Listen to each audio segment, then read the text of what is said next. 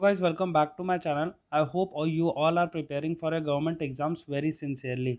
आज से हम चालू करने वाले हैं 10 क्वेश्चंस की प्रैक्टिस सीरीज, जिसमें मैं आपको डेली 10 क्वेश्चन प्रैक्टिस करवाऊंगा इंग्लिश के, जिससे आपको इंग्लिश में अच्छे मार्क्स स्कोर करने में हेल्प हो सके।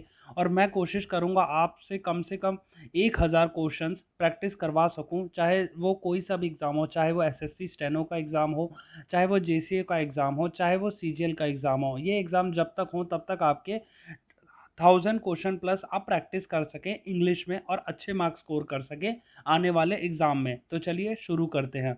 अब इसमें पहला क्वेश्चन है, a building where green is kept और स्टोर्ड। अब इसमें से चारों ऑप्शन आप देखेंगे तो ग्रीनरी तो ऑब्वियसली नहीं होगा। ग्रैंड स्टैंड क्या होता है?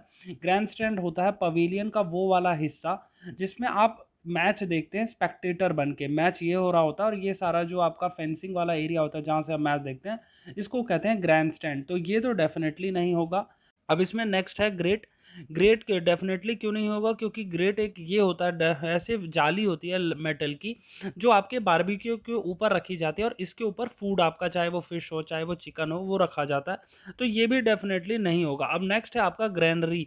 ग्रैनरी ही होगा इसका। A building where grain is kept और स्टोर्ड। अब इसमें याद रखिएगा, ग्रेनरी की स्पेलिंग भी कई बार पूछी जा सकती है। ग्रैनरी कहीं पूछ लिया गया तो आप फंस जाएंगे, इसलिए आप स्पेलिंग भी इसकी याद रखिए, जो कि है GRANARY। अब आगे बढ़ते हैं और समझते हैं नेक्स्ट क्वेश्चन को।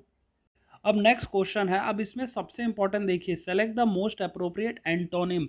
एंटोनिम पूछा है, जो कि एंटोनिम का मतलब होगा उल्टा। जो वर्ड यहाँ दिया है इसकी मीनिंग उल्टी कौन सी होगी?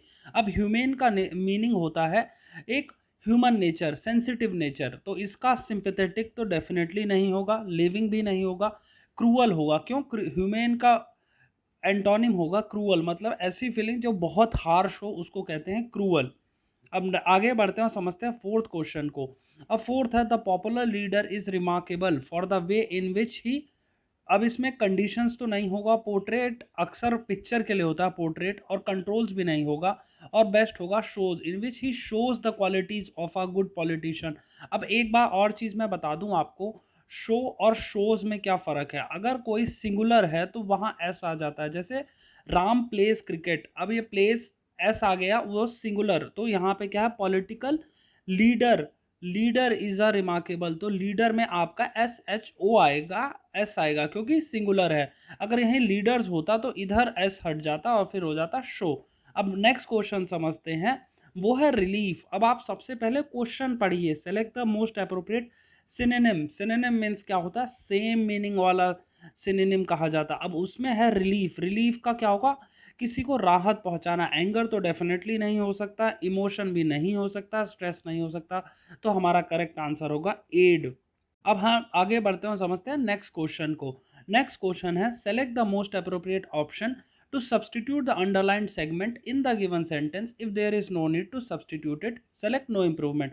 मतलब इसमें आपको गलती बतानी है, अगर गलती नहीं है तो नो इंप्रूवमेंट टिक करना। अब इसमें क्या है, long after those 5 horses finish drinking water from the trough an old horse appeared over the brow of the hill.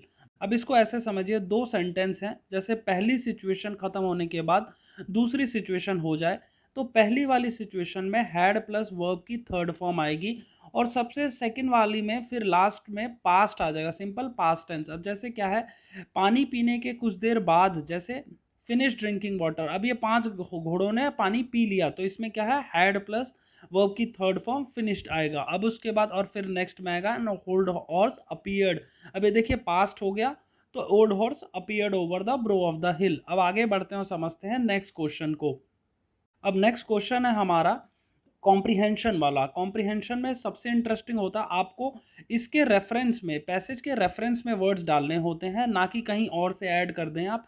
अब इसमें क्या है, when you enter a restaurant you take your dash and you are served a glass of water. अब क्या होता है, restaurant में जब आप घुसते हैं सबसे पहले क्या लेंगे आप? सबसे पहले लेंगे सीट बैठने के लिए, क्योंकि अक्सर सीट ही नहीं मिलती। तो इसमें सबसे पहले आएगा, प्लेट तो ले नहीं सकते क्योंकि बैठे हैं नहीं, काउंटर पे आप तब जाएंगे, आप ऑर्डर करना हो या फिर बिल देना हो तो काउंटर पे। और स्टेज तो अक्सर वो आपका परफॉर्मेंस वाला होता है, तो इसमें सीट एक अप्रोप्रिएट वर्ड होगा। अब इसमें आप बैठ चुके हैं, when you enter a restaurant you take your seat and you are served a glass of water, you take your dash to decide what you should order. मतलब पहले तो आप जैसे बैठ गए, अब उसके बाद कुछ टाइम लेंगे ना, ये थोड़े ना कि आते ही अच्छा ये लेना, तो मेन्यू देखेंगे, मेन्यू देखने में खोलने में टाइम लगता है, तो फिर आपका हो जाएगा इसमें time appropriate answer. And you are so, अब आप बैठ चुके हैं, आपने टाइम ले लिया मेन्यू का कि आपको क्या ऑर्डर करना है। फिर उसके बाद व्हेन अ डैश अपीयर्स, अब क्या आ सकता है आपके सामने? ड्राइवर तो आएगा नहीं, कंडक्टर आएगा नहीं, क्या आएगा? आएगा तो वेटर आएगा। तो इसमें इनमें से सबसे फ्रेंड कैसे आ सकता है? क्लीनर भी नहीं आएगा, क्योंकि अभी आपने खाया तो है नहीं जो गंदा कर देंगे। और मैनेजर तब आता है जब आप कोई कंप्लेन कर देते हैं। तो सब इसके बाद आएगा फिर वेटर। अब वेटर आ चुका है, अब नेक्स्ट समझते हैं क्या आएगा। When a dash appears you ask him the routine question dash do you have. मतलब आप क्या पूछते हैं, आपके पास क्या है, यही तो पूछेंगे। ये थोड़े बोलेंगे कि क्या आपके पास कुछ है कि नहीं है, या फिर क्या।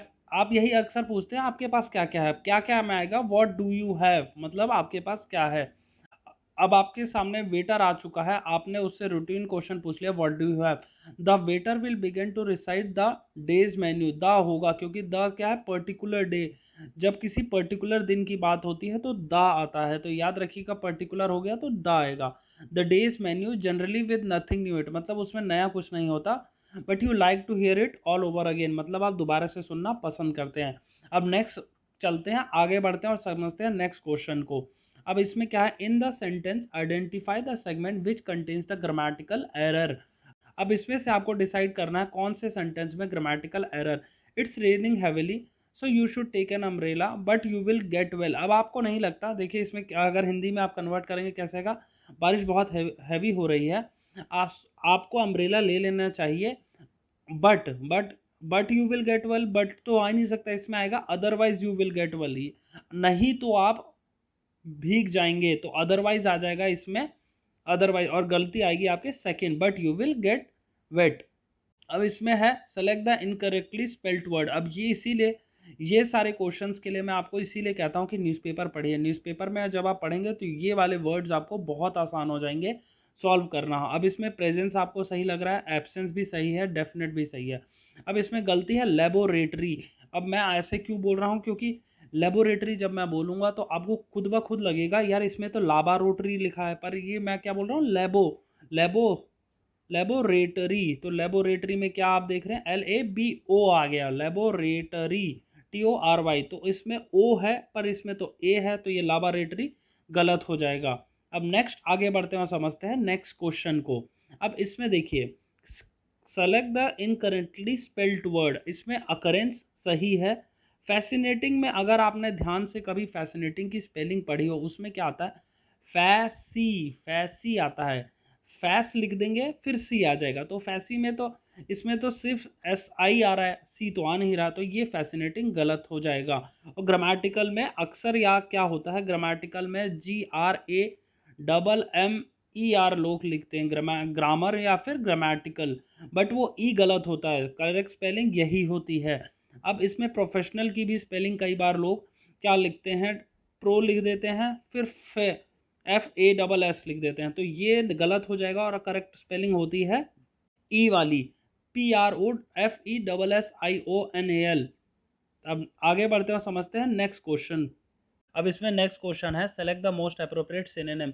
अब आप ये मत समझिएगा इसमें डिग्निफाइड सही होगा, क्योंकि इंक्रीमेंट का एक्चुअल मीनिंग होता है लैकिंग माइल्डनेस। माइल्डनेस मतलब क्या है? सॉफ्टनेस जिसमें ना हो, तो इसमें मोस्ट प्रोबेबली आएगा स्टॉर्मी, क्योंकि क्या है? इंक्रीमेंट का लैकिंग माइनस होगा। डिग्निफाइड तो हो गया विद डिग्निटी, जो कि एक प्लेजेंट से ही सिनोनिम रखता है, लेकिन इंक्रीमेंट का मीनिंग होता है लैकिंग माइल्डनेस। अब इसमें नेक्स्ट है select the correct passive form of the given sentence. अब इसमें क्या है? Conduct all the exams in a fair and proper manner. अब इसमें ऑप्शंस देखिए, लेट है, द एग्जाम्स वर है, all the exams are conducted है, लेट है। अब आप याद रखिए सजेशन हो या फिर ऑर्डर हो, इसमें क्या होता है? लेट हमेशा आता है, पर सजेशन के साथ हमेशा बी आता है और ऑर्डर के साथ आता है शुड आता है। तो इसमें ऑर्डर तो लग नहीं रहा, conduct all the exams in a fair and proper manner, ये है एक सजेशन।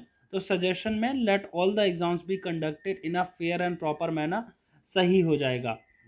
ऑलराइट गाइज, ये थे आज के 10 प्लस क्वेश्चन प्रैक्टिस टेस्ट, जो कि आपको इंग्लिश में आपके मार्क्स अच्छे स्कोर करने में हेल्प करेगा, चाहे वो GCA का एग्ज़ाम हो, चाहे वो CGL का एग्ज़ाम हो, चाहे वो स्टेनो का एग्ज़ाम हो, आप सब में ऐसे ही डेली एक सीरीज़ लाऊँगा जिसमें आपको ऐसे ही 10 क्वेश्चंस इंग्लिश के करवाए जाएँगे।